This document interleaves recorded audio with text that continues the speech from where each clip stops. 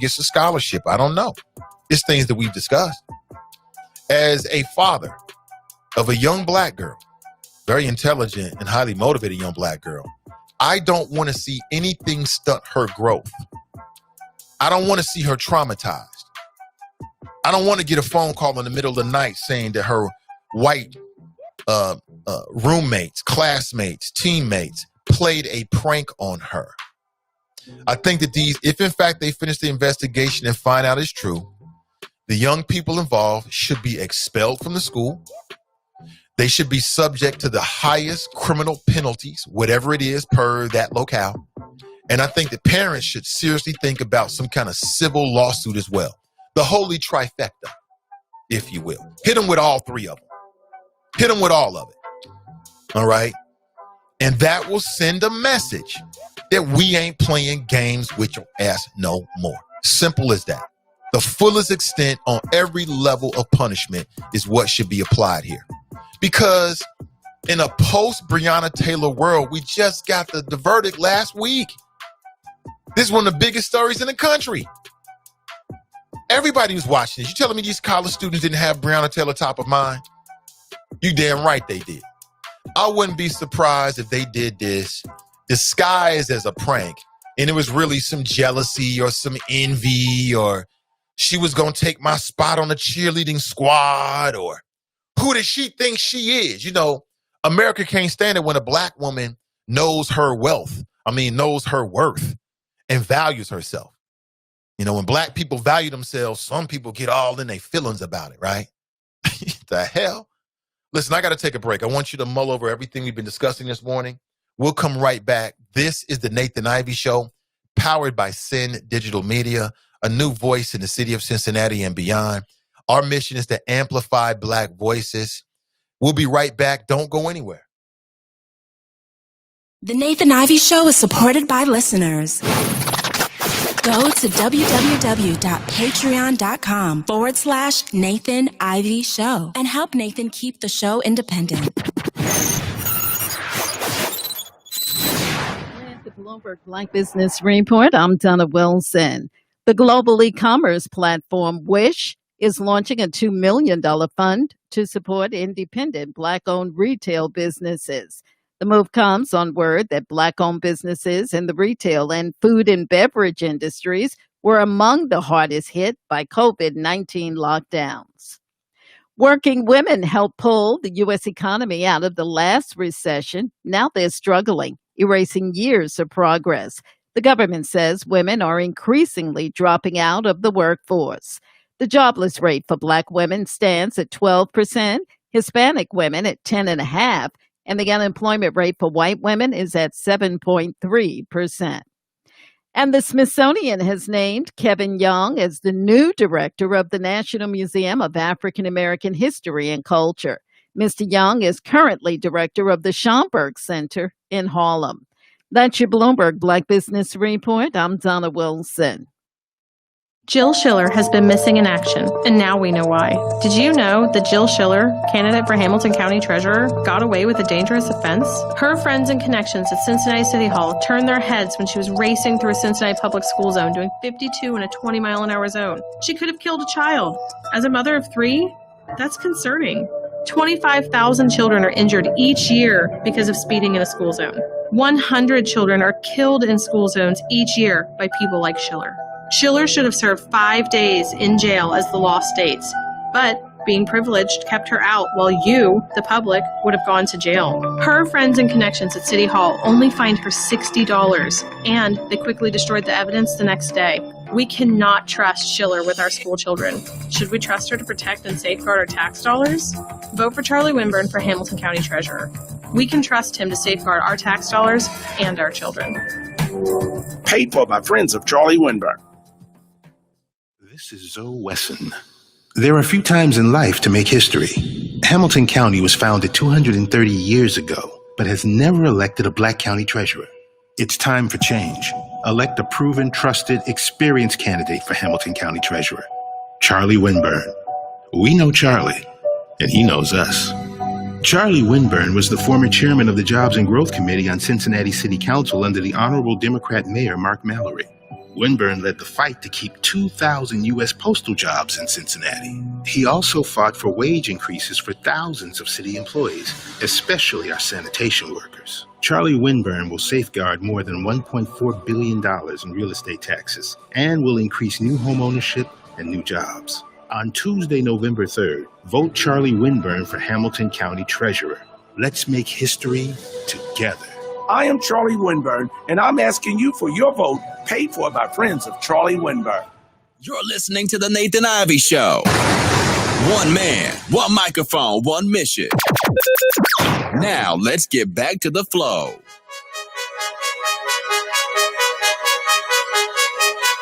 Hey, good morning, everybody. Happy Thursday to you, Nathan Ivey. Robert Johnson is one of the few black men to reach billionaire status in the United States. You know, he's the founder of BET, Black Entertainment Television. When he sold it to Viacom, he made billions. He made billions. A lot of people criticized him for selling out. But I remember he did an article in a magazine titled Savoy saying, look, I didn't start this for black folks. I started this for me. That was the point from day one. And then afterward, he and his wife got divorced. They made so much money that they're both billionaires after the divorce settlement. Separately, both independently, individually billionaires. Why am I talking about Bob Johnson, everybody's favorite black billionaire? Because he's in the news again. Yes, he did an interview after the first debate. He was asked about it, and he said, quote unquote, I will take the devil that I know rather than the devil that I don't know any day, which sort of implies that he's going to run with Trump over Biden. I mean, the man's entitled to his opinion. He's entitled to his opinion. Wasn't looking too good in the interview that I saw, actually. I'm like, come on, Bob, get all this money, man, work out. Enjoy. You can get yourself a damn trainer. And you can get a chef. Quote, where I come out as a businessman, I will take the devil that I know over the devil that I don't know any time of the week. But, you know, he supported Trump, you know, during 2016 as well. And my thoughts about this is he's probably got some personal business ties or personal business issues that Trump is favorable to. So he'll come out in the media and talk Trump light because it benefits him in his business. That's the way I read that. And I'm not sure how many people are really taking stock off of what Robert Johnson says these days anyway. I mean, and let me talk about a story from the city of Cincinnati here that came to my attention within the last 24 hours. And have you heard about this? It's wild. Cincinnati landlord John Klosterman will pay $167,000 to 20 former tenants that he allegedly harassed. So apparently this is a white male. And he owns some properties in a part of the city where there's a lot of so-called low-income housing, right? Where the median income, the average income is very, very low, minus $20,000. And apparently he was taking advantage of people. He was taking advantage of some of the young women and the women in general that were his tenants, trying to push up on them sexually, trying to get sexual favors and getting them to send him nude pictures and things like this. And it's a damn shame, man. It's a damn shame that, you know, women in the city of Cincinnati are getting preyed upon because there's a lack of availability. There's a lack of availability of suitable housing. And you got to deal with these creeps like John Klosterman who would try to prey upon you because they know that you might be in a disadvantaged position. Like I said, that's just how humans are. That's just how humans are. If humans know that they have an advantage, and some of them will try to flex the advantage to get whatever they want. If that's sexual favors, it is what it is. You see about this? Did you read this?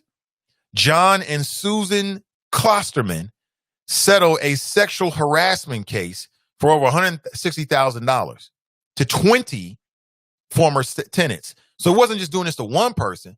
This is just how he was rolling. The U.S. Attorney's Office sued Klosterman back in 2018, accusing him of violating the Fair Housing Act. And most of the money is going to go to women, 20 former female tenants who said that he sexually harassed them. And apparently the I-Team got involved. Shout out to the I-Team, man. See, That's the pressure that media can bring. In a sworn deposition testimony from John Klosterman, he acknowledged that on multiple occasions, he engaged in inappropriate sexual communications with his female tenants and prospective tenants, made comments about their physical appearances as female tenants, and sent pictures of a naked male statue to his male tenants, and offered to send his female tenants. He also requested that his female tenants send him sexual photographs. In a sworn deposition, he admitted that he offered to pay an allowance to a female tenant in exchange for engaging in a sexual relationship with him. And see, this is the kind of stuff that women in the city of Cincinnati got to put up with, because it's like, I'm stuck.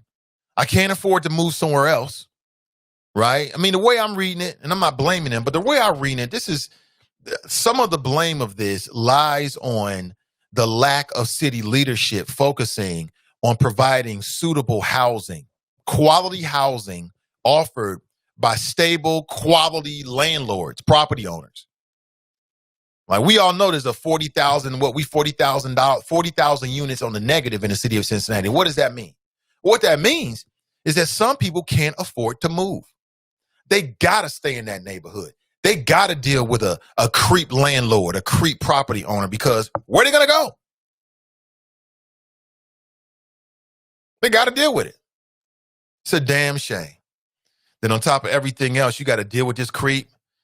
Let me put his image up on the screen here so you can see this creep. Straight creep. Let me put his image on the screen, ladies, so you can see this. Is this the kind of man that you want to get sexual with?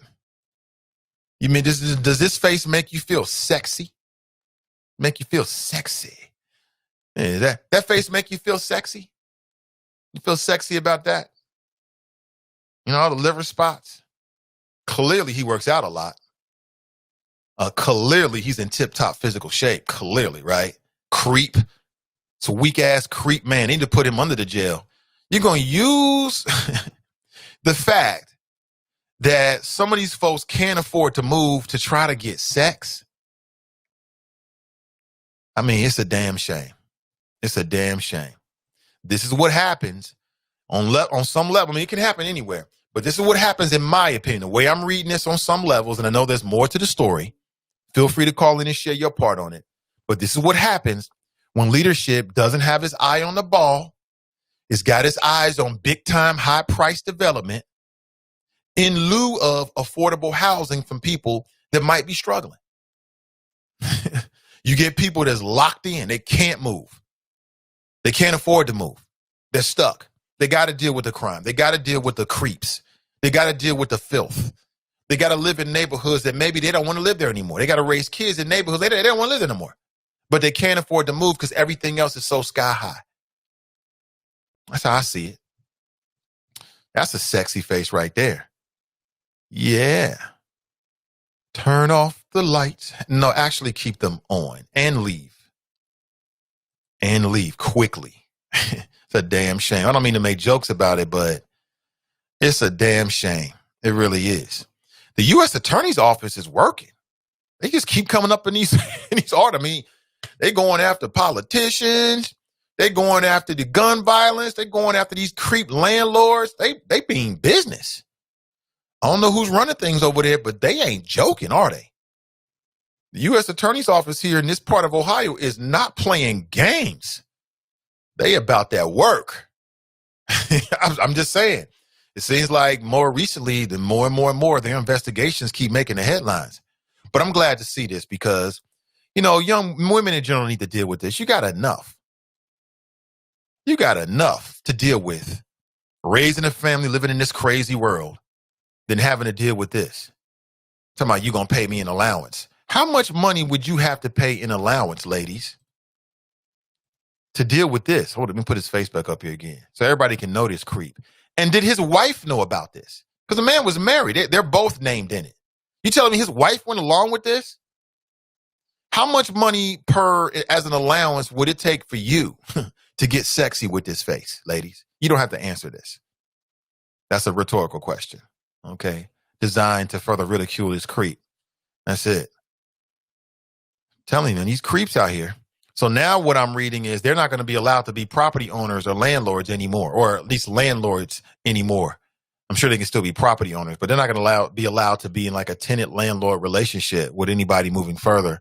And I think that's a great thing. Apparently this was happening in Saddamsville, one of the most neglected neighborhoods in Cincinnati. Yeah. Anybody live in Saddamsville? Apparently back in 2016, a judge sentenced him to do 60 days in jail for his willful disregard about a hazardous property that he owned. So he's a slum creep landlord. What they should do is, here's what justice is. What justice is, what I would love to see, justice is not only should they have to pay him, but I like to see a scenario where those tenants now become the owners of the property. I think I would like that. Yeah, if I had a magic wand, I'd make it happen. You know what I'm saying? I'd make that happen. I think I like that. Those properties are now in receivership. So again, somebody with money is going to come across and get it. But I think those tenants should now be transformed into landowners, right? They become the landowners. You talk about comeuppance. Now that's some comeuppance. You talking about justice? That's some justice right there. City council needs to get to work and deal with that. How many other people in the city of Cincinnati are being harassed in a similar fashion? Because this is not the only situation like that. It's not. It's not. Creeps, man, creeps. Weak ass man-ish right there. Rather than trying to help the situation, you're going to try to get sexual favors out of it. I mean, why don't you go online and get you like an OnlyFriends account or something like that? Those women actually want to do those kind of things. You can't go on OnlyFriends, but I guess you want that face-to-face interaction, don't you, creep? And his creep wife, if she knew about it, she's a creep too. You know what I'm saying? Oh my gosh, what are we doing? What are we doing? We ain't got no respect for one another anymore, do we? Tony writes, what was the prank? Well, the prank was that you talking about the young lady? The prank was that to send the police to her room and then to sit back and laugh about it. That's what the prank is. I've heard about swatting before. It's not a new phenomenon or a new term. It's happened to a lot of people. Like I said, it happened to Tariq Nasheed. People might know who Tariq Nasheed is. He's the founder of the whole Hidden Colors series and the leader of FBA. He does a very popular YouTube show, that whole thing. You know what I'm talking about? And former pimp, by his own words. Somebody did to him. He was at home in LA and then a SWAT team showed up. And I seen the images of him like walking out with his hands up. That's a dangerous situation for anybody, especially black people. Because when black people are at the end of the gun, police react differently than when it's non-black people. You're more subject to be killed if you're a black person than a non-black person. It's just what it is. Or a non-white person, should I say. Now, white people can get it too now. Because the police will slam the dust off of you too. Be a big dust cloud when you hit the concrete. But by and large, I think we all know that it's far more dangerous in these days and times for a black person, a person of color, to be in that situation because your life is looked upon as less valuable. They can make a few mistakes with you. It's like, oh my God, my bad. Sorry. Like I just saw, this isn't new. It came out maybe last year. A black FBI agent was kind of chilling somewhere. 2 white police officers walked up to him and said, you know what? You're a suspect. I think you got a warrant. Just out the blue. The guy's like, look, man, mistaken identity. I don't know who you are. Show me your ID. He's like, I'm not going to show you my ID. Just walked up to him out the blue. They went through the process of arresting him, put his hands behind his back, had to cuff him the whole 9 yards. As they're going through his pockets, they go to his wallet to get his ID. And what do they find? He's an FBI agent. They end up letting him go, talking about, oops, my bad, no harm, no foul. They act like that's such a small thing to be disrespected and dehumanized and criminalized in public in such a manner. That is not a small issue. That is a major issue that some people don't get over. That can change your life. That ain't that Joe Blow average person walking around here is not no criminal. You're not walking around. Everybody don't know what it's like to have handcuffs on your wrist. That's not a usual experience. You don't wake up today like, you know what? After I almost get arrested, I'm going to go to the gym. Just going with my day. That can be traumatizing, especially for non-white folks, because we know that your life is on the line.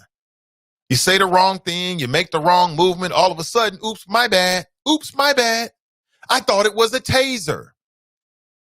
I didn't mean to shoot you in the back. Fruitville Station. I didn't mean to shoot you in the back. I mean, it actually happened. Oops, my bad. Point blank range. I thought it was a taser. Shot you in the back. It almost happened here in the city of Cincinnati. Oops, my bad. I thought it was a beanbag. It's a shotgun round, fool. What happened to that officer, by the way? Is that an officer who almost killed somebody? Has he been disciplined? I mean, these things happen and they just kind of melt away. We don't hear about it anymore. It's a damn shame. So that was the prank. Lemmy writes, take her out of the school now. I mean, yeah, that's what I would want to do. But just think about the process that it takes and the time that is lost. Now, your daughter is taken out to school. How easily can she re-enroll somewhere else? You got to go drive up or fly up or whatever, get all of her stuff, pack it up, break the enrollment. Now try to figure out where the new enrollment is. Meanwhile, her near-term future has been completely thrown up in the air. She's there on a cheerleading scholarship. Is she going to get a cheerleading full-ride scholarship or partial scholarship somewhere else? Can the family afford to do it? I mean, see how these games are? But again, family, I wouldn't be surprised if that was the whole prank. The prank is not just on her, it's on the whole family. How dare you think you're going to come over here and be college educated and be on the same level as us and compete with us to be on, first tier, first line on the cheerleading squad? I wouldn't be surprised if the mentality behind this so-called prank was that devious and that well thought out. It could have been designed to do just that, to intimidate this young girl, to get her and her family to draw her out. We don't want you here. Oh, we'll make you leave. We'll make you leave. Let me see if I can get some audio of this from a news report. Check this out. Is in Houston tonight. The Say Their Names Memorial honors Black Americans who have... No, that's not it. Sorry, that's not it. That's something else. Sorry about that. Let me find the audio of it real quick. And I'll play this for you so you can hear it for yourself, because the parents had a little press conference and you can see the pain and anguish on their face. And I can identify, because I would be pained and anguished if that was my daughter. I would be pissed. I don't want to hear no games. I don't want to hear none of that ish. I don't want to hear it. I don't want to hear it. Let me see if I can find this. Texas cheerleader targeted by 10 students who led officers to swarm her dorm with guns. That ain't no game. That's real life. Especially post Breonna Taylor, but it goes to show you the level of insensitivity even from young people. These are college-age people. You would think that in college you got better things to do. I know when I was college, I had better things to do than to send the police to somebody's dorm. Come on, man. I mean, at least call the fire department. You call the police? Post Breonna Taylor? Again, I wouldn't be surprised if that was the plot. They wanted the police to do something. They wanted to remove her. Yes, we're upset, and we want something to be done about it. Chris and LaShondra Evans are calling on Stephen F. Austin State University to reprimand a group of students they say targeted their daughter on campus. I want justice. I want them to have consequences. They played with her life. When I sent my daughter off to school, my worst case scenario would be that she would be calling needing money, or that she would be calling saying that she had an issue with her grades. But the phone call back on September 14th was much more serious. Kristen was with police. According to her parents, the 17-year-old freshman cheerleader was sleeping inside her dorm room when university police suddenly barged in at 3 a.m. with their guns drawn. The family's attorney says police told Kristen they had received a report saying she had scissors and was threatening to stab students. And that's why police showed up and entered her dorm room. But police say that report was false. Kristen's parents say police told them 10 students were involved in the false report. I feel shaken. I don't even know how to think. I can't sleep at night because of this. It has made me really paranoid. I was looking forward to making friends and having a good time on the cheer team. The university police chief has launched an investigation. Here's what he had to say in a video statement. The university is investigating a racially diverse group of students in an incident involving a false report to the university police department. The students responsible will be held accountable for their action at every possible level. Kristen's parents think... See, I'm pissed. I'm pissed because you can tell that the university is playing games. And you can tell in that statement. Did you catch what he just said? Did you catch what he just said? He said that the university is investigating a racially diverse group of students. Now, why is that so important? Why is it so important for you to report or put it out there that it was racially diverse? Why are you trying to lessen this? Because they want to make sure they send the message that it wasn't a black-white thing. The victim was still black. I like to know the racial backgrounds of all the people involved. Hopefully we get a chance to see that. If a black person is involved, it's always a black person involved with the white supremacist plot. It's been that way since they started this ish. It's always the Charles Barkley type out there. It's always the Candace Owens in the bunch. That ain't hard to find. That don't mean a damn thing. I mean, look here in the city of Cincinnati. White supremacy could not be as effective as it is in the city of Cincinnati if black people wasn't willing patsies and/or felt like they was going to get something out of it, so just went along with it. That's been my experience.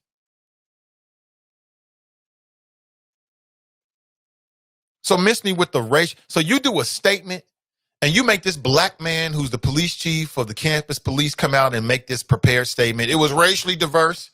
I don't think I missed it. I think I actually heard what let me play this again. I got to make sure. Prank was racially motivated. Mom says it's the what ifs that keep her up at night. Told them 10 students were involved in the false report. I feel shaken. I don't even know how to think. I can't sleep at night because of this. It has made me really paranoid. I was looking forward to making friends and having a good time on the cheer team.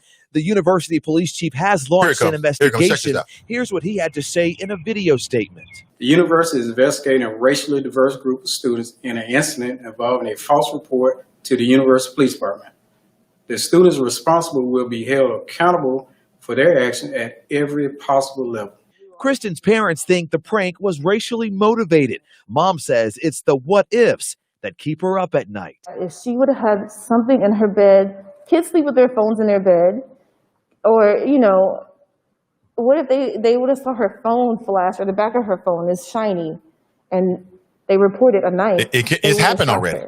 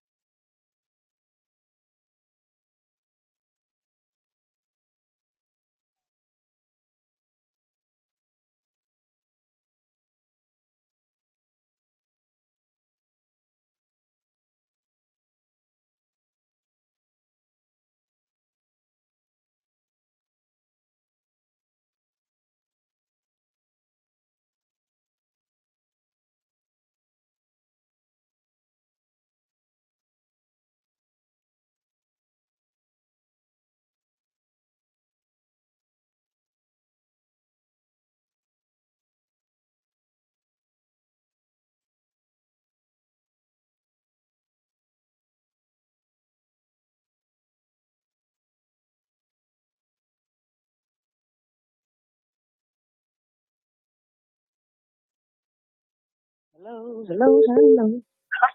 Nathan, are you there?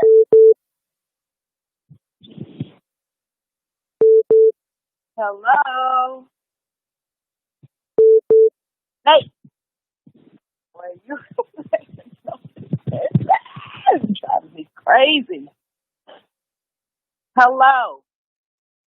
Nathan. My Lord. Nathan Ivy. Nathan.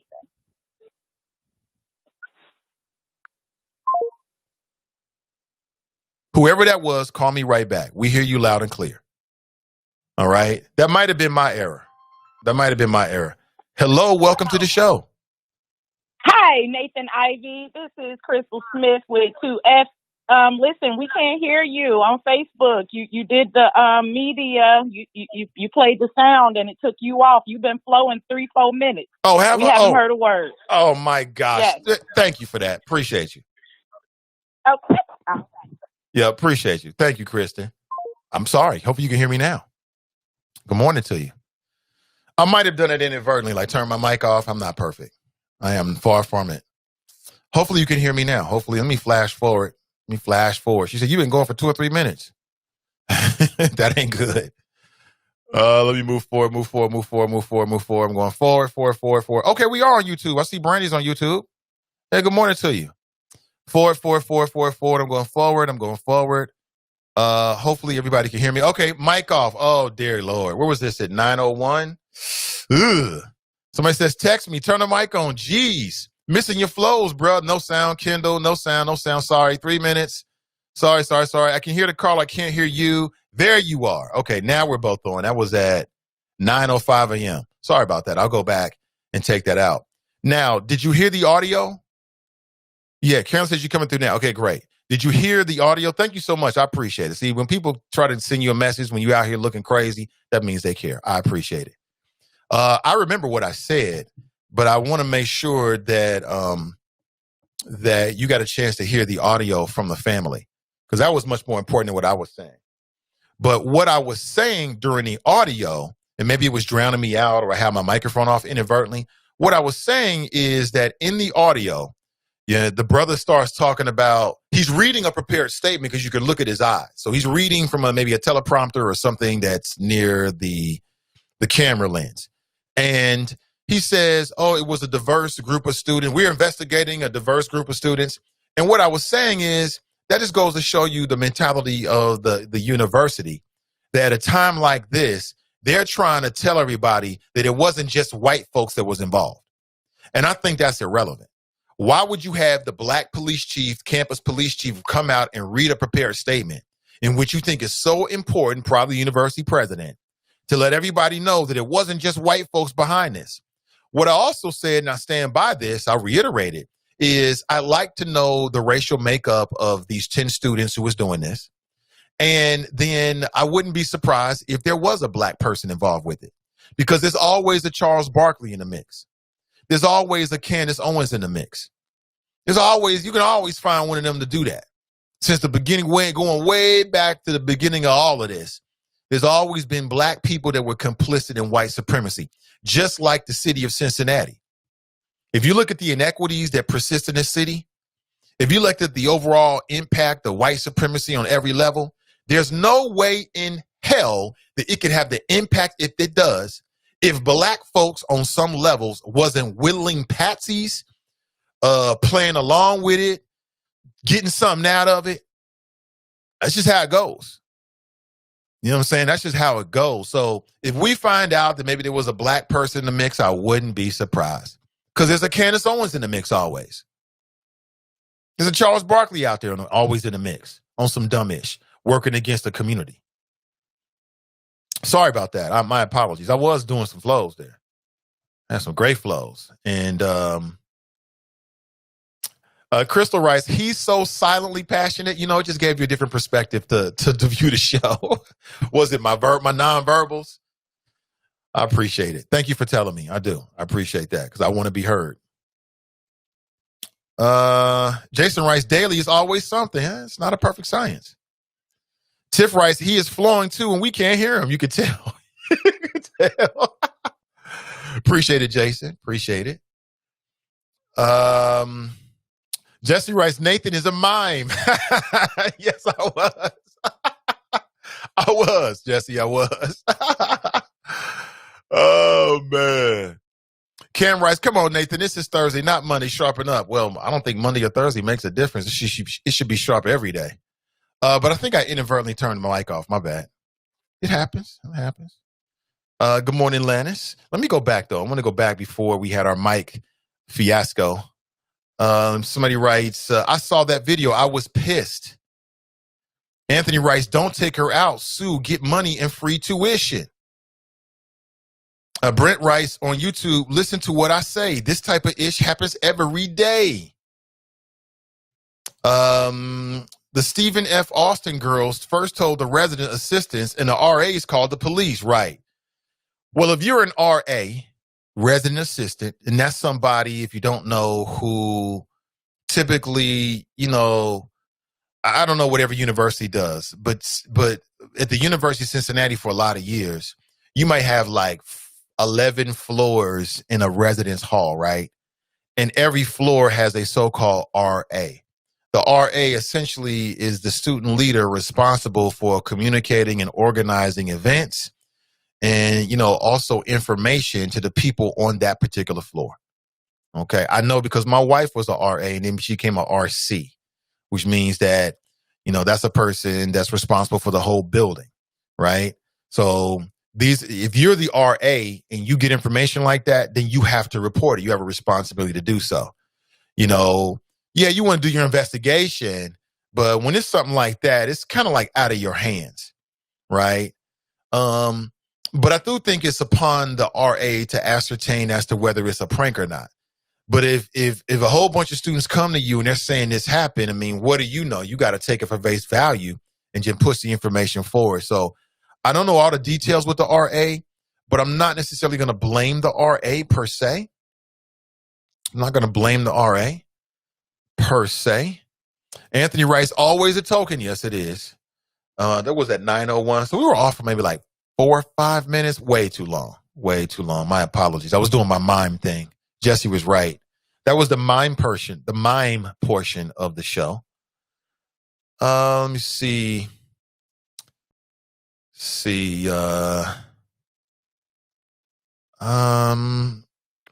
Catching forward, going forward. Great. We're back. Great. IMC for real writes, we heard the audio. Great. So what happened was I turned my mic off to play the audio and just forgot to turn the mic back on. My apologies. Sister V writes, some of these sellouts need to understand the Winnie Mandela theory. I agree. Woody writes, dropped on head, told them to call Popo on sister. Dropped on head. You talking about drop? Crystal writes, we didn't hear you, but we sure felt you. I guess I was doing the nonverbal things. You know me. The facial expressions, it all comes with it. So I wanted to share that with you. And again, my apologies for the third time. I think I've apologized enough. So let me move on. I want to talk about this study that was done by Citigroup. You may or may not have seen this before. I'm a couple weeks off. I wanted to talk about this, but there were other things that were pressing. Today seems like a good day to talk about it. And it was a study that was released to the larger public. And it was done again by Citigroup. And it was an attempt to quantify the economic impact of systematic racism, which I think can be very, very useful for politicians. You know what I'm saying? As we appeal to politicians to change policies, having quantifiable, having the numbers, having the data, I believe helps them to make the arguments and craft the policies that we want to see. I know there was a conversation about doing something similar here in the city of Cincinnati. And it's hard to believe, but even black people were at odds on that. To me, it was worth it. Like black Cincinnati was worth spending $2, $3, $4, $5 million on a study to further quantify the impacts of systematic racism and identifying where the issues are. We're worth that. And, for the people, and it was black people that was resistant, some have had their intellectual arguments, but I just felt like on some level, it was kind of like a self-worth kind of thing. It was almost like people were saying like, we already know racism. Yeah, but knowing what you know and having quantifiable data to back up what you know is two completely different things, especially when you're a lawmaker. It's two completely different things. I remember black people was like, oh, we don't need no study on racism. They're going to spend all that money to tell us what we already know. Well, sometimes you don't know what you know, and there's a lot of things that you think you know that you don't know, and there's a lot of things that we need to know that we don't know, and the only way to know these things is to do the study. But there was some black folks out here who didn't think that the black Cincinnati family was worth spending the money, and I still find it ridiculous. You know, if we want these politicians, these policymakers to craft the policy that we need or want, we got to give them the tools to do so. We got to give them the tools to do so, then hold them accountable to do it. But the study that was released, this was late September, what they found, and I'll give you the overall, what they found is that the overall impact of systematic racism, get this, folks, $16 trillion. $16 trillion. Let me break this down as much as I can using the bullet points. I think this is useful information. Black workers have lost $113 billion in potential wages over the past 2 decades because they couldn't get a college degree. And that's why I said with that presidential debate last night, they did not talk about the issues that black voters really care about. Now, how do I know what black voters care about? I know because people like, I don't know, Black Futures Lab, you should be hip to them. You should check them out. You care about these kind of things. They have been doing polling with black voters, and they released this to the public. And you can read some of the findings the respondents actually use. And there was a list of issues that black voters, at least in that particular polling study, said they cared about. And yes, as it relates to, and again, there's a lot of issues that black voters care about. Our relationship with the police is just one of them. But low wages, access to capital for black creators and entrepreneurs, and also access to college education. And so while I value the fact that, you know, they spent this time talking about the Proud Boys and it revealed a moment in Trump and things like that, black people's issues in this country are larger than just police community relations. But they do this every time, every 4 years they do this with these presidential elections, is they focus on the latest outrage, the latest black people to be killed at the hands of police, as if that is the sum total of everything that we care about. And it's just not. The housing market lost $218 billion in sales because black applicants couldn't get home loans. About $13 trillion in business revenue never flowed into the economy. Why? Because black entrepreneurs couldn't get access to bank loans. These are 3 major issues right now with quantifiable data on 2 sides. One, you got the respondents, black voters responding in terms of what's important to them. And you got Citigroup that released a study saying it's cost the United States economy $16 trillion. None of that was brought up. None of that was brought up in the presidential debate because they talking about the Proud Boys. That makes sense? The U.S. could have $5 trillion in gross domestic product over the next 5 years if those gaps and others were closed today. That's what the study indicated. As I sit here right now, we all know this, family, that black females are carrying the largest amount of student loan debt. That should be talked about. What's your plan, Trump? What's your plan, Biden? That matters. You know what I'm saying? You know, the physical slavery is behind us. Economic slavery, economic bondage, the difficulties that we have in finding parity in terms of our life expectancy, the ability of black creatives and entrepreneurs to realize their dreams, the ability to live in a home, the ability to send your kid to college. That's right now. Those are issues that are happening right now. But enough of me, more of you. Let me go straight to the phones and say good morning and welcome to the show. Good morning, Mr. Nathan Ivy. It's me again, Crystal or Cincy T on Spreaker. How are you this morning? I'm doing great. Great, Crystal. Good morning. Good. Good. So I know that you said you weren't able to tune in to the Rucker-Dieters debate. Not all of it, yeah. I was very focused on that. I tuned into the NAACP forum afterwards. But I do want you, Nathan, and I know you will, but you definitely need to go on and watch that debate between Fanon Rucker and Joe Dieters. To your point, it was very, very short. Certainly I was left wanting more. But I think Fanon did a fantastic job.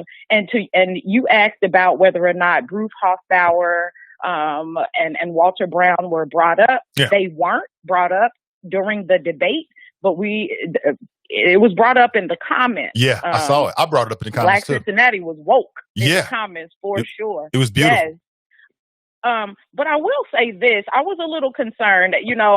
First of all, I had a lot of trouble finding the debate. It's almost like they waited until the absolute last minute to put it out there. I was searching, feverishly for it. I was able to pull it up on TV, but I had a hard time at first finding it on social media. And that was a concern for me because I recognize how important it is for all Hamilton County voters, but specifically Black ones, to be able to see that debate and have the privilege of hearing from both of those candidates. So I was a little concerned about that.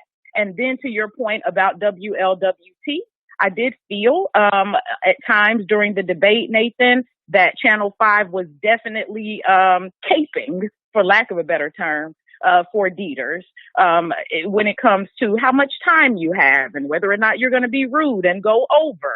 A lot of those things were allowed where, Mr. Rucker kind of, stayed in his lane and followed the rules. So I'll finish with this. I understand that these don't seem like big issues, but it's the subtleties. These are the subtleties, okay, that show where we're treated differently. And I just noticed some of those things last night. Not to make a huge deal about it, but I'd love to see another prosecutor debate because I don't think that all the issues were covered last night. Well, I appreciate the call, Crystal. Thank you so much. You are so very welcome. Thank you. Most definitely. Thank you for the heads up. Appreciate it. Well, I mean, again, it needs to be reiterated that when the NAACP and Prince Hall Masons offered to have a debate, and of course, I was your moderator that night, that Joe Dieters didn't show up. The man they called TNT didn't show up. He initially told, as I understand it, and please correct me if I'm wrong, but he initially told the Prince Hall Masons and NAACP that he was going to show up. And then at the 11th hour, he pulled out. Now, why do you think he did that?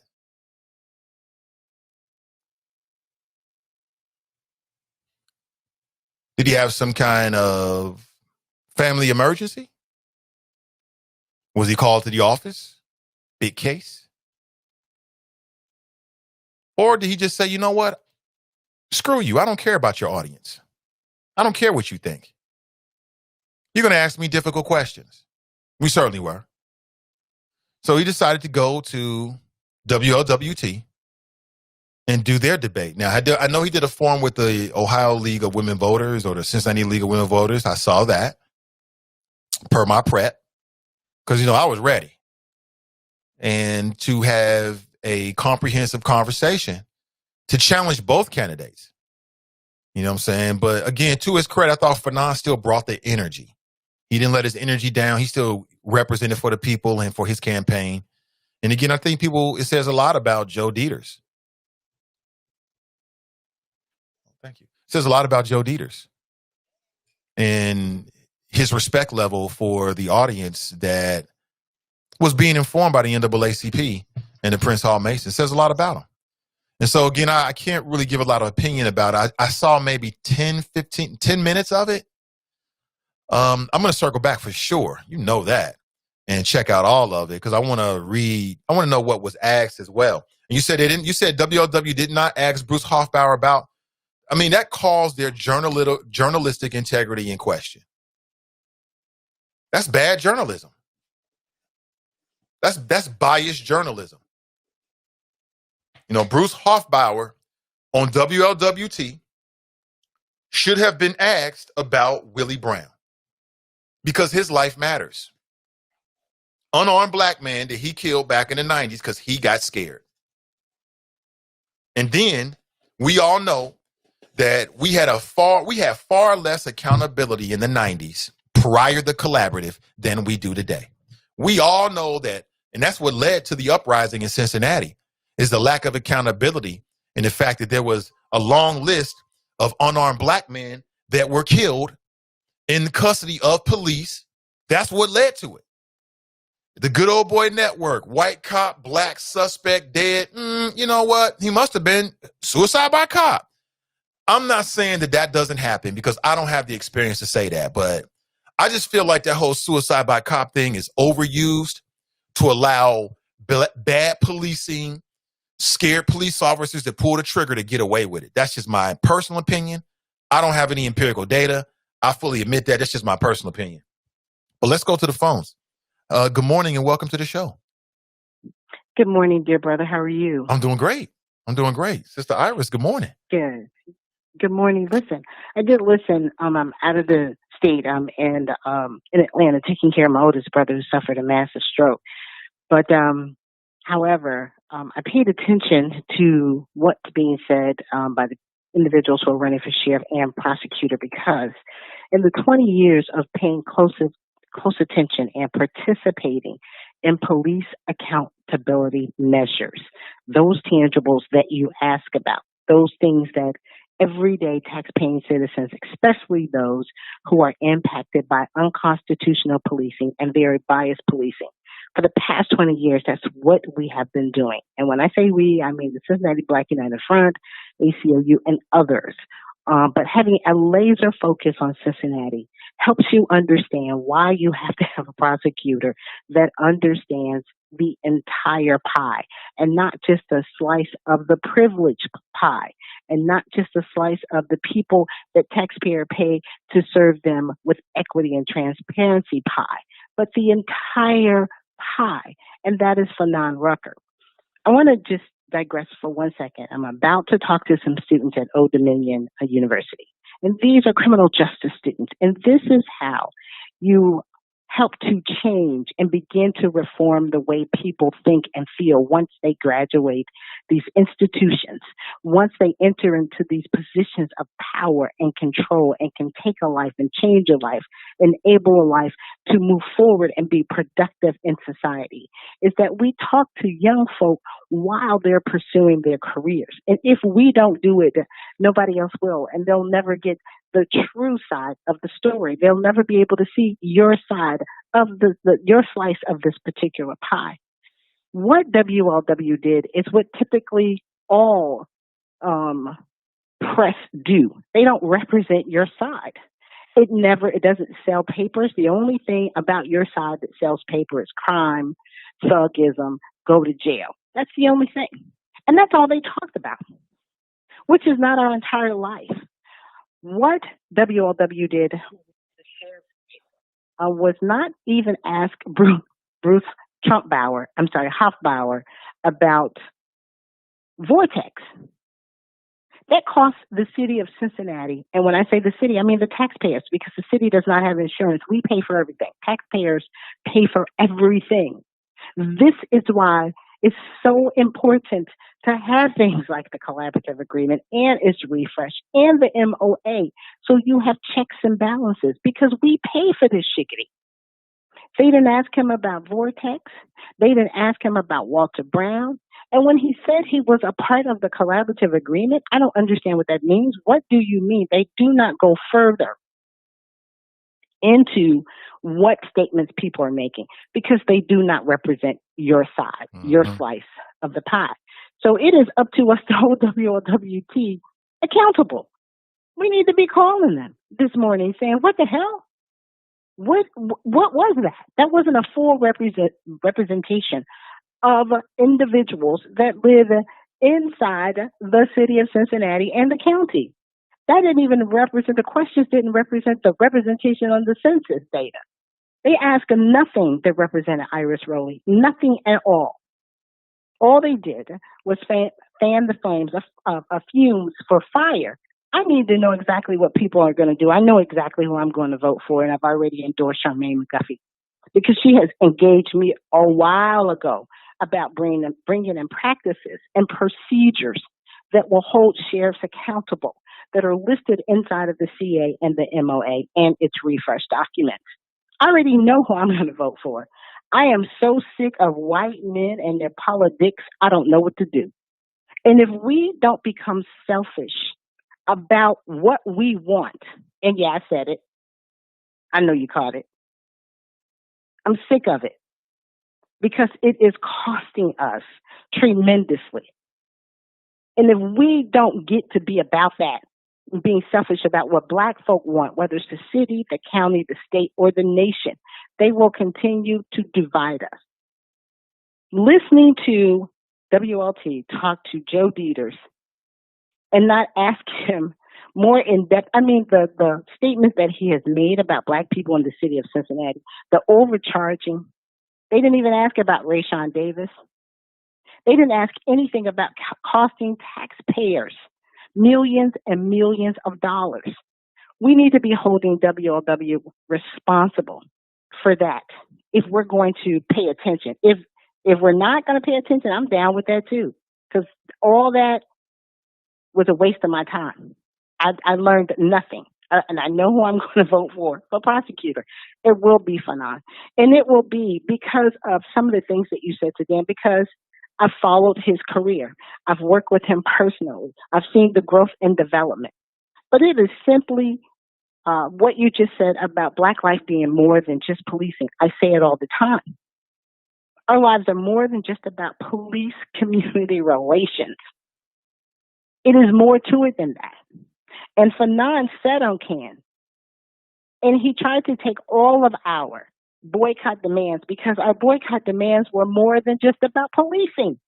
It was about workforce. It was about housing. It was about transportation. It was about education. It was about Section 3.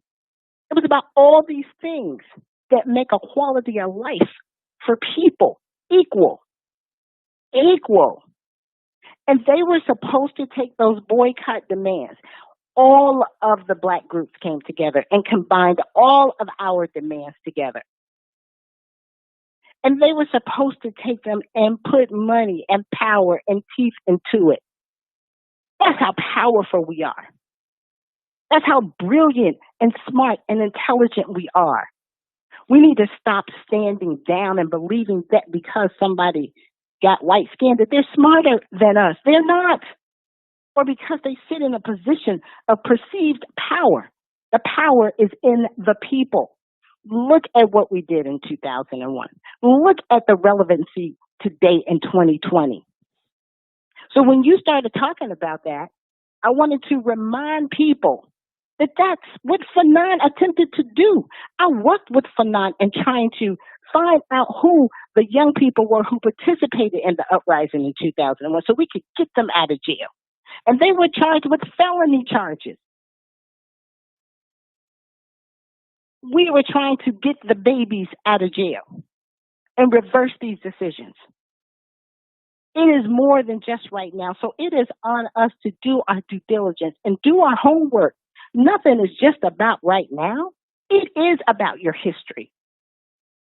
So you can know where we need to go. If you don't know what has happened, if you don't check out who Joe Dieters is, my God, you should expect for the media. That's why we have Sin Digital. That's why we have you, so we can get the truth. If you don't expect for them to throw shade or hide or, get clicks and get views based on something, just, that ain't what you saw. Don't believe what your lying eyes told you. So we got to be about that life. We have to be about that. I appreciate you being on here. I appreciate Sin Digital Media.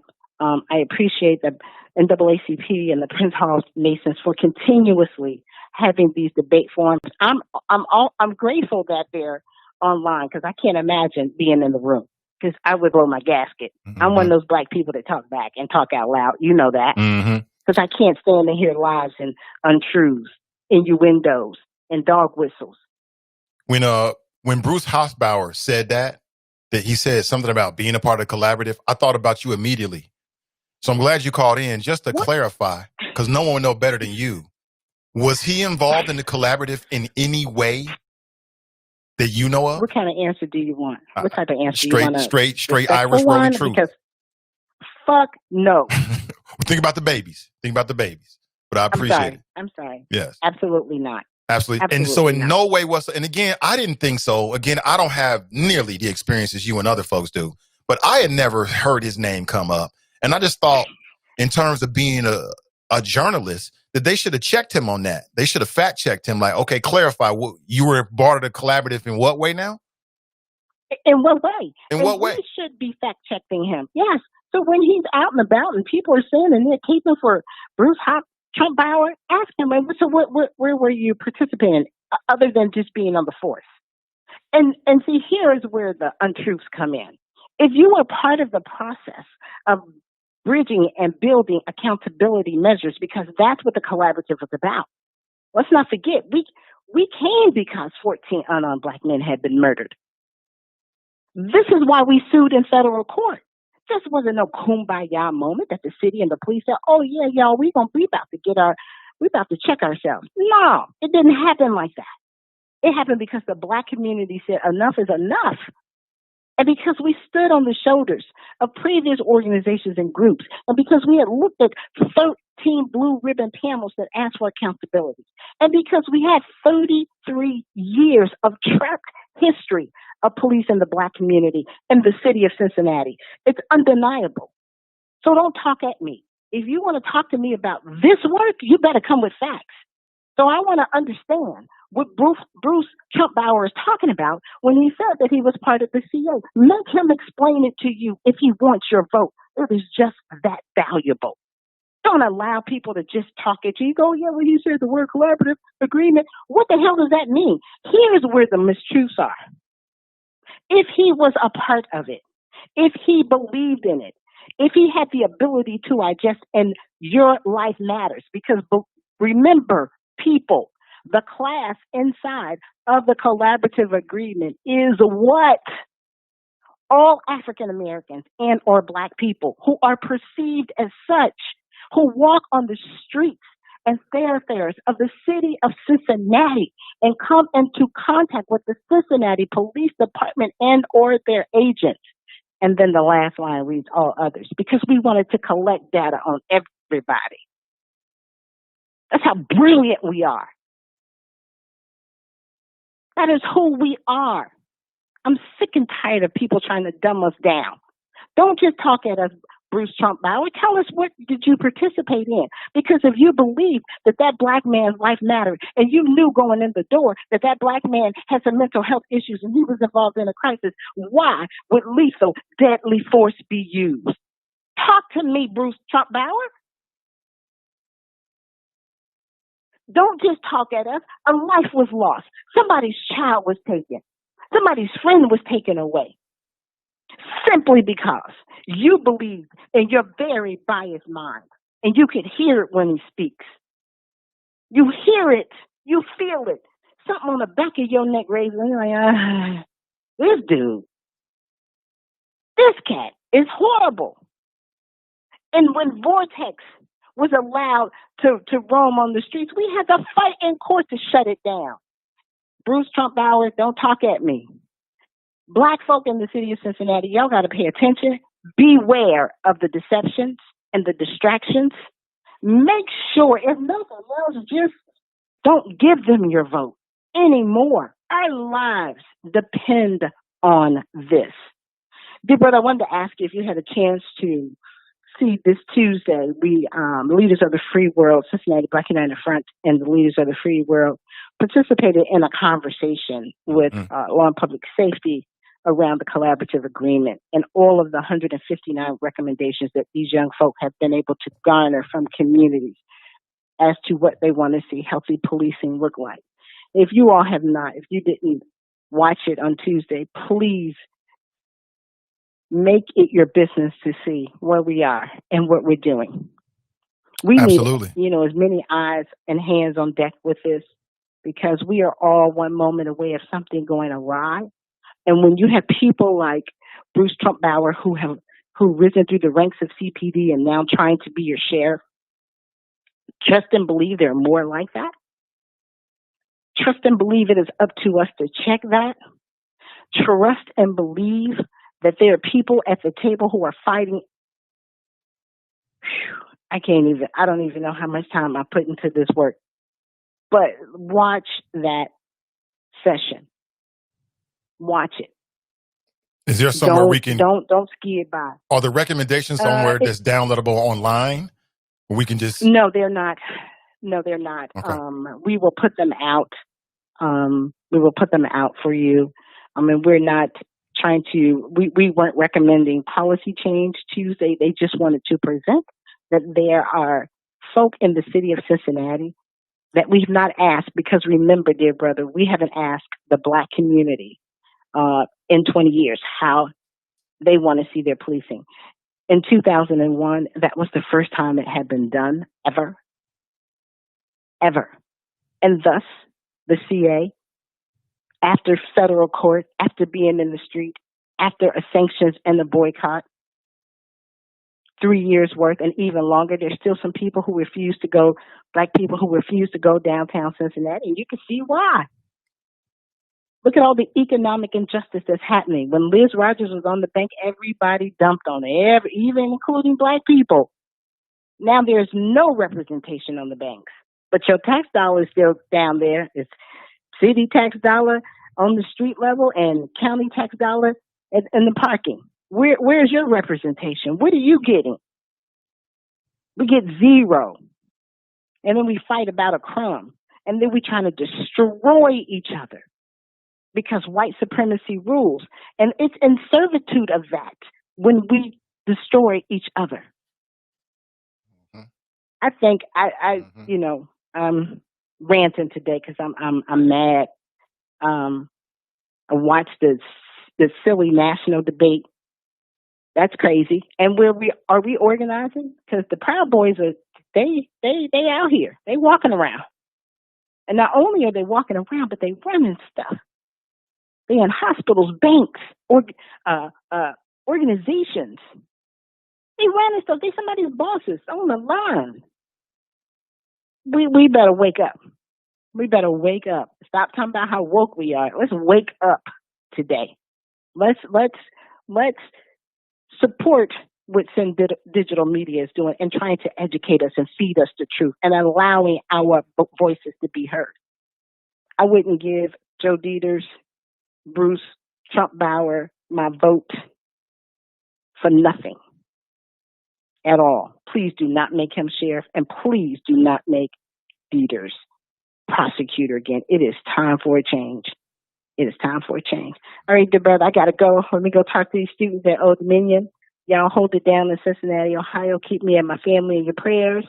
And I'm going to fight from wherever I am for the liberation of Black people in Cincinnati, Ohio, and wherever else we are in this world and in this country, wherever we are, I'm fighting for us. Appreciate you. Thank you for the call. I appreciate you. Yeah, thank you, sir. Mm-hmm. Most deaf.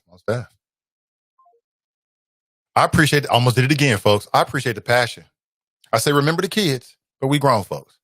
And again, she helps the show in ways that I won't even articulate. They don't need to be articulated.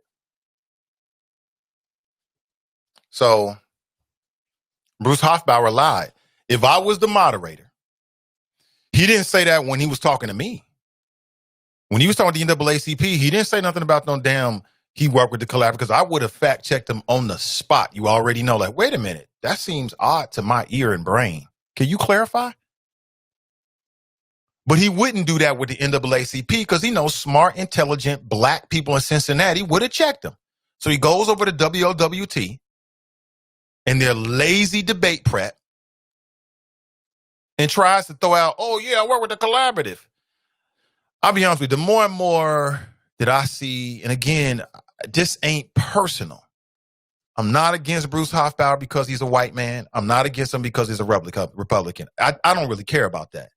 It's it's just red flag after red flag. It's red flag after red flag. I'll tell you something else in that particular race that sticks out to me.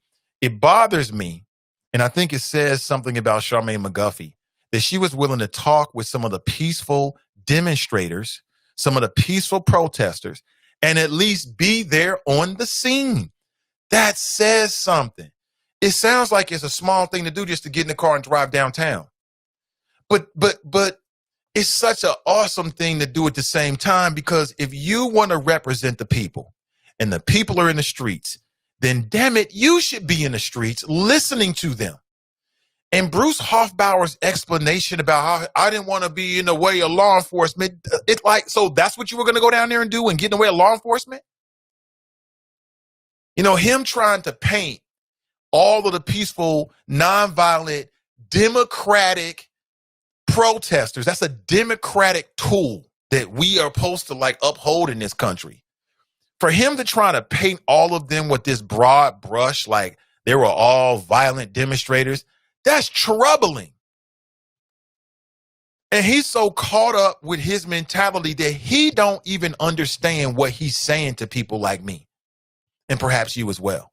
Well, why don't you go down and talk with the protesters, boo? Well, I didn't feel like I should go down there. I should be a chief executive and sit in my office and be disconnected. Let them eat cake like some kind of law enforcement elitist. Even Jim Neal knelt. When they asked him on WLWT, would he kneel? He was like, I wouldn't kneel as a Christian. Why is it so hard for him to say that I'm going to listen to people I disagree with? That's the reason why he ran from an interview with me.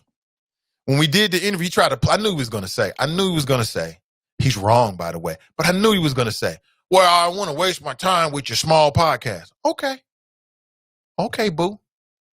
Oh, is that what we doing now?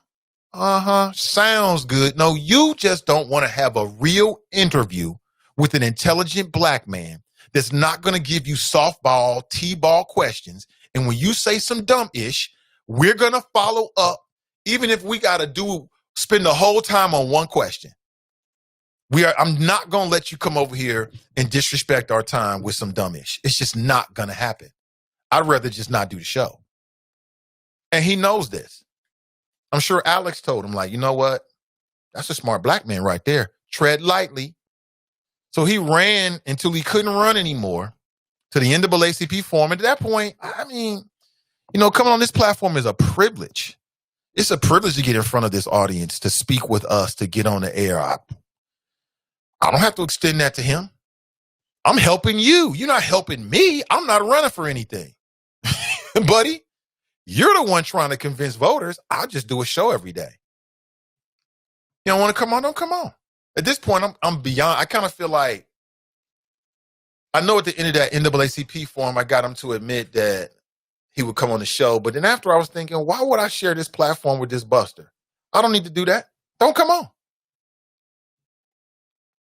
It's a lost opportunity for you. You're the one that's running to the echo chamber. These are the people right here who are probably either undecided or wavering about supporting you. Run 155 KRC, you got them. I mean, you know, you've probably gotten as much support you're going to get from those platforms. It is what it is, though. But I don't know. That's just that whole sheriff race, him saying that he wouldn't take a knee. He wouldn't even go talk with people in the streets. Well, how are you going to learn? How are you going to learn? How are you going to pick up information if you're in the echo chamber?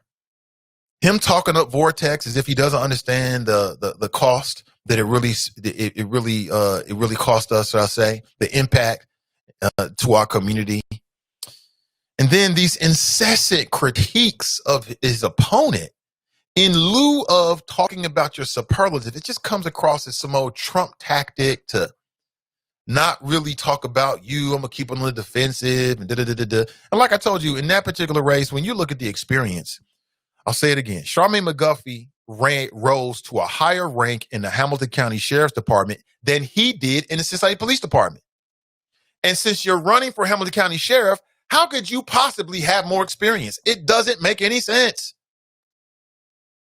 It makes no sense at all. It makes no sense at all, not even a little bit. Tell me how that makes sense. So it sounds like WLWT did what local mainstream media does. And instead of presenting a thorough conversation of all the relevant issues as it relates to the candidates, it sounds like they tried to, play favorites and be nice with that Cincinnati polite mentality. Like, what's the use of having a forum if you're not going to ask the questions that need to be asked? I'd rather not be a part of it. Why do it? Just to say you did it? I mean, that's a waste of time to me. But a shout out to Sister Iris. I appreciate her and the work she's doing. And I want to speak with the leaders of the free world and get a sense of what these recommendations are, because you can have an impact us in here in Cincinnati. You know what I'm saying? But what do you think? 513-873-7134. The show goes on, folks. Good morning to you. Brent writes, the Proud Boys are also in these police departments. Remember the allegation that there was a Cincinnati Police Department officer or the Cincinnati police officer that flashed the white power sign, which is kind of like the OK symbol. And before somebody says, when did the OK symbol become the white power sign? Ask the white supremacist. I'm not a white supremacist. I can't tell you when they decided to adopt it. The Southern Poverty Law Center says it happened within the last, I think since like 2016 or something like that, if I remember correctly offhand. Don't hold me to it, but I'm in a general vicinity. That's what they do. They wrote about it. I remember reading the article online. I can't remember all the details, but how do I know when white supremacists decide to do something? I'm just telling you that those are the facts today. It is what it is. Some of these white supremacists is running around giving the white supremacist sign, and it looks like the OK sign, like this. That's the facts. It's undeniable. Don't fucking ask me. Remember, I posted on Facebook, some idiot asked me that. Oh, Nate, that looks like the OK sign. What's your point? I don't get it. What is your point? Lady writes, for non-Rucker is what Hamilton County need. We need new, fresh face to bring fresh mindset. He is experienced for sure to handle the business of the HC. In Joe closing, he claimed his experience is what AC needed. But we do not need his corruption and everything that he wants for his elite family and friends. His best interest is not for black people and some of white people. If you just take the racial element out of it, Hamilton County needs a fresh perspective. I agree with Letty. We need a fresh perspective. I just think that the role of the Hamilton County Prosecutor's Office could be more positively impactful than what we've seen in Joe Dieters. Joe has his way, and that way is just like this, right? And we've seen it. Some people like it. Some people love it. I mean, Joe Dieters is very, very influential. He's got a lot of friends and a lot of cake. He's got a lot of cake. Here we are a month out. Perhaps consider making a donation if you feel that way about Fanon Rucker's campaign, or putting up a yard sign. To me, it's going to take more than me talking and you talking and tweeting for Fanon Rucker to be Joe Dieters, in my humble opinion. I think we all individually got to look at our bank accounts and our time and ask ourselves, is there a little bit more than we can do if we really believe in these candidates? It's going to take more than a vote. It's going to take more than lip service. Yeah, we got a platform here. We can reach a lot of people in the city, and that's cool. But I think on an individual basis, it's going to take a lot more than that. I would say take race out of it. Hamilton County needs a fresh perspective. We need to move into the future. I've said it for years. I'll say it again. That there's been a few very influential positions in Hamilton County and in Cincinnati that we just need change. And it's retarding our growth. It's preventing us from growing because we've got these old school mentalities in these positions. And at the top of the list is the Hamilton County Prosecutor's Office. Man, when we finally get to the day when we get fresh eyes, I think that we're all going to be amazed at what Joe and that office was really doing, because we're never going to get the truth why Joe is there. We're never going to get what's really going on why Joe and his team is down there. That's just my humble individual opinion. I don't have to be right. Of course, I don't have to be wrong either. Let me slip into our final break of the morning. We'll come right back with some closing remarks and perhaps a couple of your phone calls. This is the Nathan Ivey Show, Cincinnati's first daily digital talk show that focuses on the Black community. We'll be right back.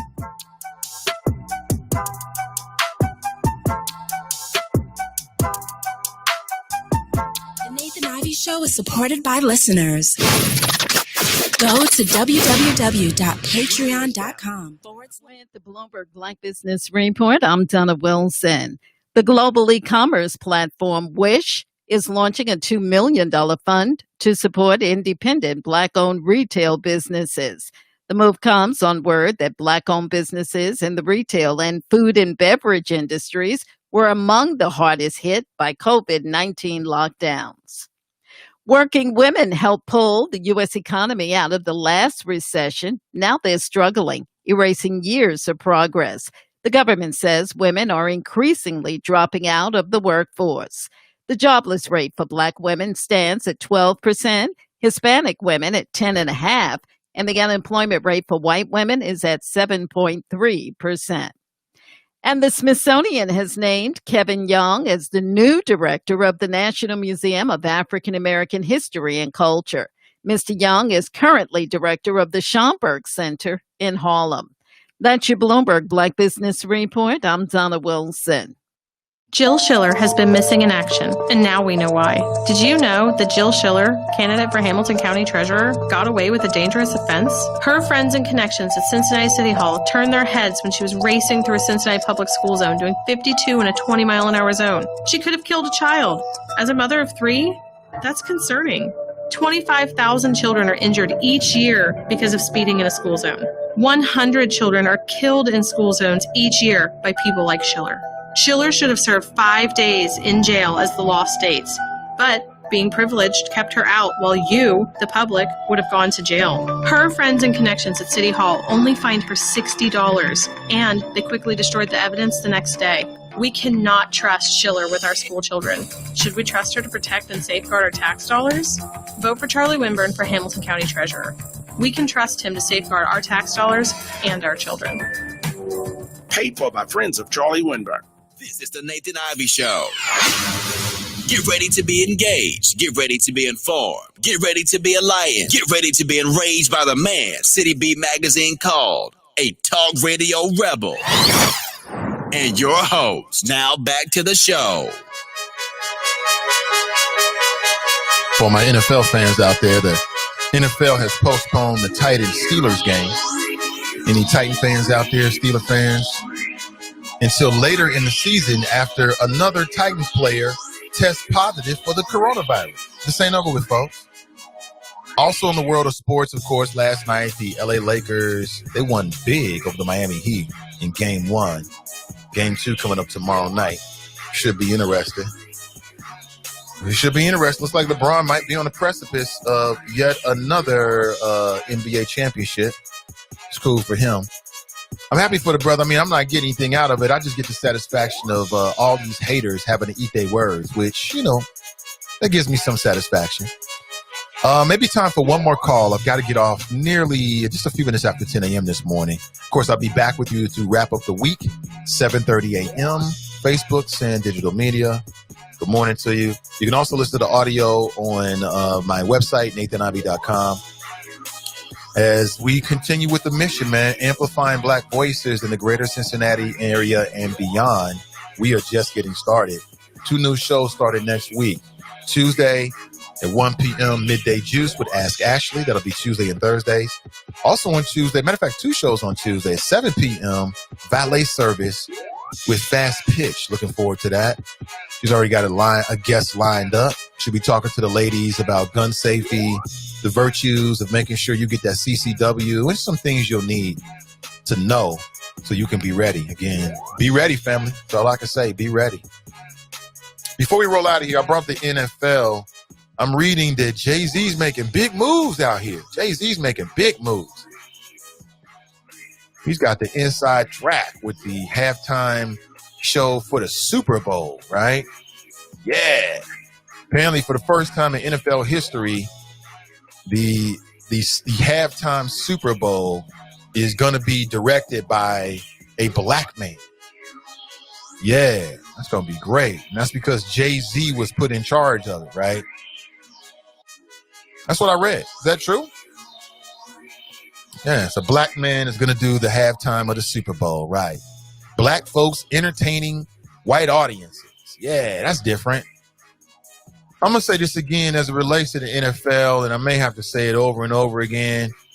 I don't give a damn about no halftime show. And I don't give a damn if Colin Kaepernick gets his job back. Essentially, that would be going back to the so-called plantation. All right. Here it is. Jay-Z appoints first black executive producer of the Super Bowl halftime show. I guess that's a coveted spot right there. And he's going to show the white ownership that we's can do the job. We's can do the job too, boss. Why do we care about this? Why is this significant? To be fair to Jay-Z, like, if this leads to where I think, is real equity for black people, which let me just share you with you. I don't care about Colin Kaepernick getting a job back. No black person should be arguing that Colin Kaepernick gets a job. Just like you shouldn't be teaching your kids to grow up and get jobs. We should be teaching our black children, our black, beautiful, excellent, black, brown babies, right? We should be teaching them to become entrepreneurs, ownership, period. If a job is going to lead to your ultimate goal, which is you creating your own thing, cool. But a job for the sake of having a job, that later for that, man, who that's not what time it is. Same thing with the NFL. If the NFL wants to show black people that they care, then we need a majority black-owned NFL franchise and or a majority player-owned franchise owned by the former, current, and future players. The vast majority of the players in the NFL are what? They're black. That'll work for me too. That way you've got owners who make all the decisions about the rules and who gets what and who doesn't get what. That way, if you got black conscious majority ownership, when the next Colin Kaepernick hits the scene, the NFL owners will not be able to blackball that person because you'll have, hopefully, the way the theory works, you have at least one black conscious ownership group and they can make the decision to bring them in-house and give them a job. These folks out here, you're arguing for the wrong damn thing. But again, if this is the first step in that, Jay-Z appoints first black executive producer of Super Bowl halftime show. Oh, that's great. Jesse Collins is a veteran of live event productions. And again, I'm happy for Jesse. I mean, I'm sure he's going to turn out great, but I don't give a damn. You know what I'm saying? I mean, how far removed are we from the days of Dorothy Dandridge? I mean, come on now. We going to get some, we going to entertain them. We're going to put on a great show. And of course, that's what the NFL is anyway. It's nothing more than a show, but the halftime is usually more of a sort of a stage show than anything else. I'm being cynical and getting caught up in my, with myself. I know.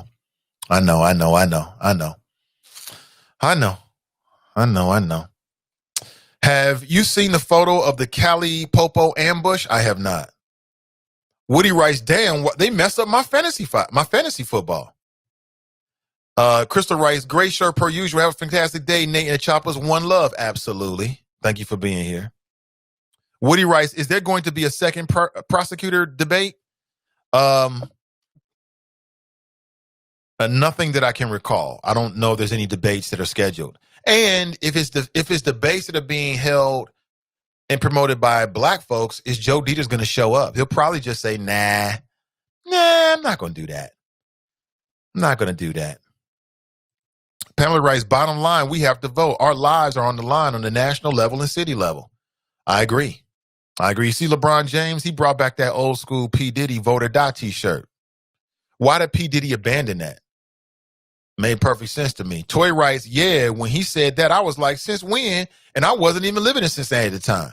But I knew that was a lie. He started that after the previous debate when McGuffey said she would be open to taking things from the collaborative to implement when the sheriff's office. Now he is using it as a talking point. This is my objective viewpoint. People know that I've worked with McGuffey's campaign. She's, put ads on the platform. Has nothing to do with that. In my opinion, as I watched that debate, I thought that Charmaine McGuffey was on point. I thought she was on point with every single answer.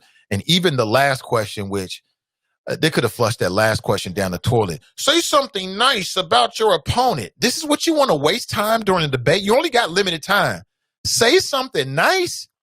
I thought she even used that as an opportunity to further promote herself, to the point where when Bruce got his opportunity, he had to be back on the defensive once again and further clarify. Oh yeah, she wasn't really my supervisor. Further making the point that she, in terms of the sheriff department, has far more experience than Bruce Hoffbauer. It is the facts. There's no debating it. That's like somebody that has never worked in, let's say, law enforcement. They never worked in law enforcement. They coming from a world of fast food pizza. They run for sheriff against somebody that rose in the ranks as sheriff. And then they go on TV and claim, I've got more experience because, I had to deal with things in front of my storefront.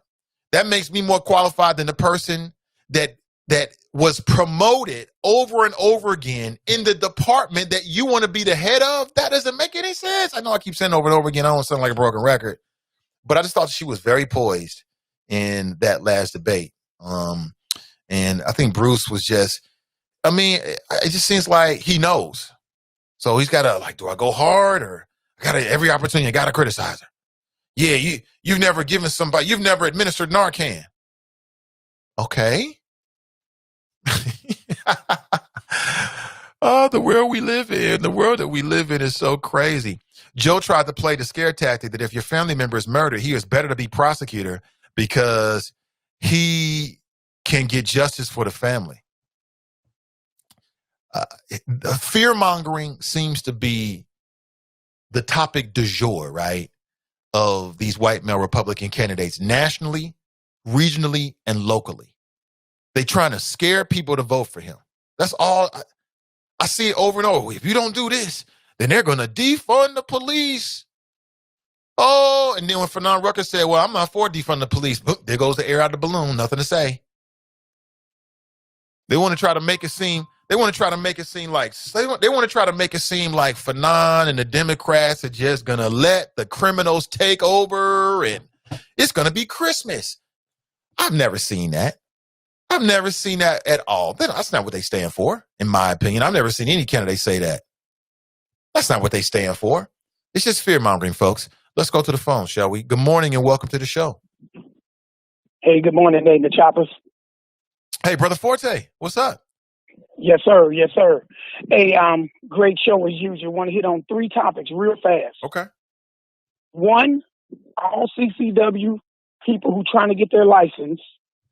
Now you can go to any county in Ohio to set up your appointment. Not just a neighboring county, any county. So for those of us here in southwestern Ohio, think about it. The lower the population of the county, the faster you can get your audience with the sheriff's office. So I would suggest that we go up through Warren County and go to Clinton County. That's about the smallest county in population close to us.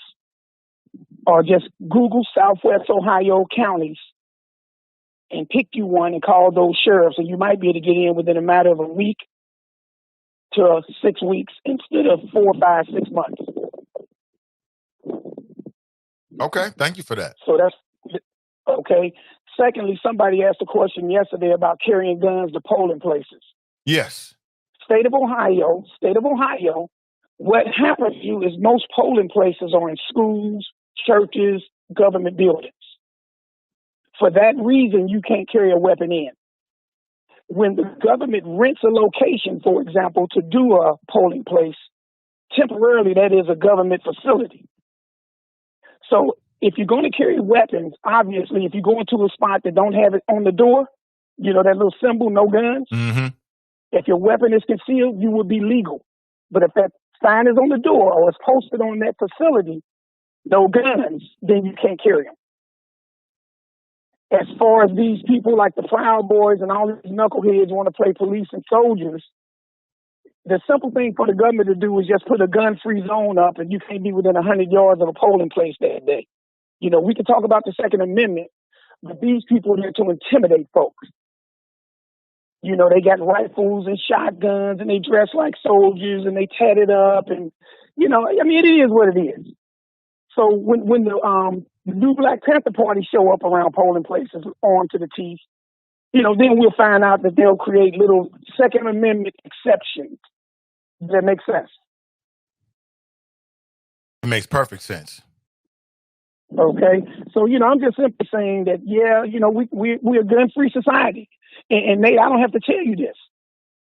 I've got so many calls since that debate when Mr. Donald told them to stand down and stand by. Our website is blowing up and our phones are blowing up. So once again, you can be a pacifist if you want to.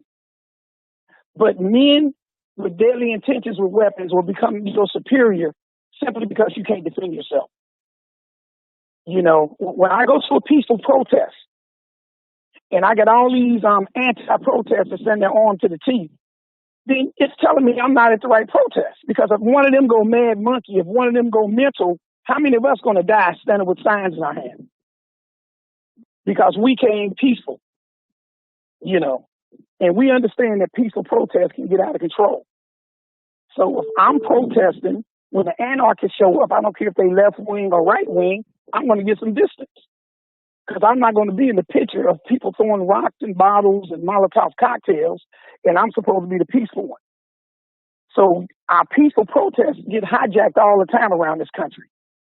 And I'm talking about black and white people who want a peaceful protest. We can be loud and boisterous, but it's a whole nother zip code when bullets are flying and rocks and bottles are flying. Do you understand what I'm saying? 100%. Well, having said that, Forte, I know that the outdoor part is probably coming to an end, right? Because of the weather changing. Yes, sir. But I know you're still doing the indoor stuff. I mean, I know there's still an interest out there. I mean, maybe we can tag along with another one of your groups or put together another group. But I think that there's just like you, I've heard people in my audience saying, hey, Nate, I definitely want to do something. Let me know. And I think, on a basic level. Round, Nate. Say what now? We train year round. So that's why we spend all that money for the indoor facility. Okay. Right? Okay, cool. Now, cool. they can't go out and do all the tactical stuff indoor, but they can get the basic foundations of shooting down in a safe environment. So, we train year round. We don't care about snow. We don't care about storms. But outdoors, we are conscious that most people can't deal with those weather elements. So usually around November, we stop going to the outdoor range. Okay. Just get a little cold and wet and muddy and stuff like that. But you got classes scheduled through October? Joe put up some classes for November. We've got so many private classes in October that October is just about booked up. Okay. Just for the audience to understand what a private class is, you'll have somebody call up and they say, hey, me and my family want to take CCW. Well, we say, how many people do you have? If you get us 8 or 10 people, we would do a private class for you. Okay? 8 or 10 people, we'll do a private class. Now, when we do open classes, it could be 10, 15, 20 people there. But we only do about one open class a month because the demand for the private classes is overwhelming. People like Brown Girls and our people in Columbus and people here in Cincinnati. So we don't necessarily post private classes. Does that make sense? Yeah. And if we do post them, it will state there, not open to public. So we're busy. We're teaching every weekend, sometimes Saturday and Sunday. It's just not posted because they're private classes. Gotcha. Okay, well, I'll get with you, man, and see what we can do either this year or looking into next year. Yeah, and I've seen all those debates, man. They had a lot to be desired. I got you on that. Yeah, they did. Hey, Brother Forte, thanks for the Okay, call. brother, everybody take care. Most def. That's Brother Forte right there. Always appreciate his calls, giving us a perspective that we just don't usually get. I appreciate you. And with that, family, unfortunately, I got to make a move. I know. My son is in virtual learning today, and I got to make sure I'm doing my part to make sure he's on top of his game. I'll be back with you tomorrow morning, bright and early at 7:30 a.m. Viva La Chapas. Another month of support from my patrons. Thank you so much. If you have not checked that Patreon feed, please check it for updates. Consider becoming a patron and supporting my mission to build and amplify Black voices in the Cincinnati area and beyond. I'll say it again, family. We're just getting started. Have a great day. We'll talk real soon. And I'm out.